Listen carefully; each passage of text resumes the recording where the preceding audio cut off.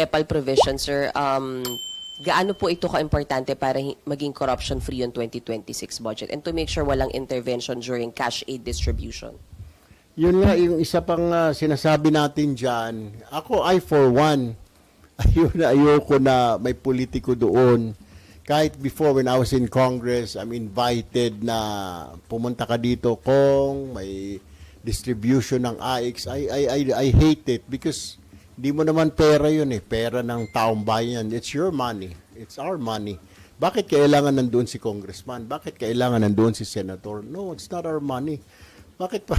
Kung pera mo yun out of your pocket, sige, pamigay ka. Parang yung mga mayayaman dyan. Pero kagaya niyan, yung mga ayuda na yan, government, people's money yan. Eh. Bakit ka nandyan? Di ba? You're not supposed to be there. Pero kailangan kasi yun, sir, ilagay nyo sa budget law every year. Tingin nyo ba dapat magkaroon ng specific law talaga na anti-EPAL sa mga, Dapat talaga. Hindi lang yung ganito na removal of politicians sa distribution of aid. Siguro nga. Good thing you pointed that out. I will file a law or a bill soon para matigil na yan na talagang walang politiko at diretso na. Ang gagawin na lang, dapat naman talaga, dapat ganun ang pagkaintindi ko when I was still a journalist.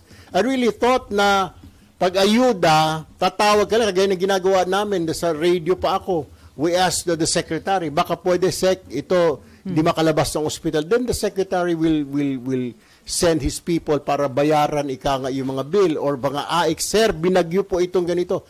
Yan ko naramdaman when I became the secretary of DSWD. Di mo naman kailangan politiko. Tatawag lang yung politiko. Then, yung DSWD, magpapadala siya ng tao. Sila yung mag-distribute. Di ba? Bakit mo bibigyan yung politiko ng AIX? Bakit mo bibigyan siya ng MAIP? You don't. Di ba? Padiretsuhin mo yung tao mo, yung constituent mo, o dumiretso yung constituent sa DSWD.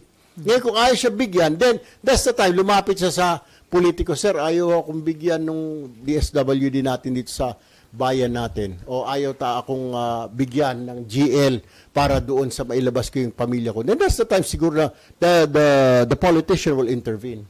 Sir, Senator Miriam, noon may ifinal na anti-EPAL bill pero mukhang hindi nakapasa. Do you think susuportahan niya ng mga kapwa niyo legislator considering na minsan yung mga ayuda na yan nagagamit nila para maisulong yung kanilang mga political interest? Hindi, dapat talaga matapos na ito eh. Kasi yan na nga, sigaw ng taong bayan, hindi mo naman pera yan. Tsaka nakakahiya, di ba? Bakit mo angkinin, ikaw pa namimigay, ikaw pa mag-aabot ng 5,000 na AIX, ikaw pa magbibigay ng GL mismo, hindi mo naman pera yun. By the way, ito pong may nakafile na po kami na AIX bill sa Senate ngayon. We will just include this anti-EPAL. Another bill yun? O kasama na lang doon? Yes. I-incorporate na lang?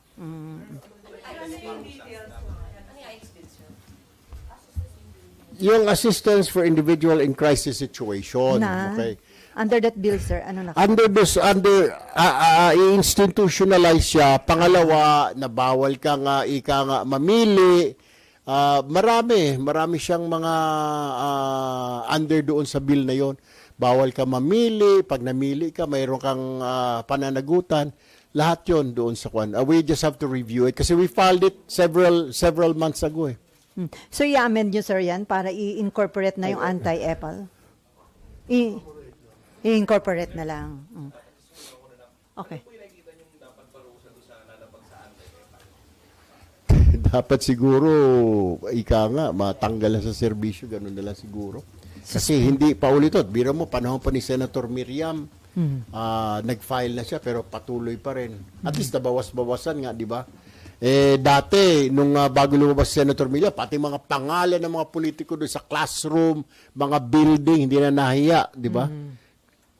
Bakit mo papangalanin yung classroom dahil pondo mo o dahil ikaw ang naghanap ng pondo? Why will you name that classroom under your name or your father's name?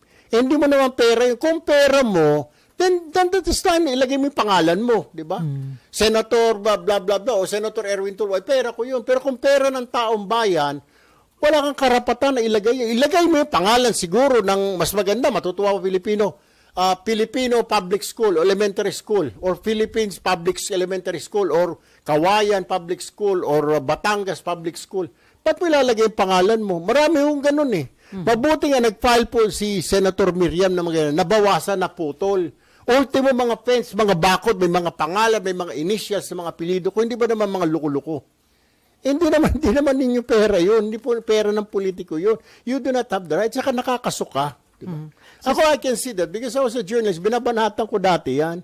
Ba't ka maglalagay ng pangalan mo doon? Hindi mo naman pera yun. Building, hospital, eskwelahan. Siguro yung mga yumaong pangulo. Yan, Corazon Aquino, okay yan. Dahil namatay na, di ba?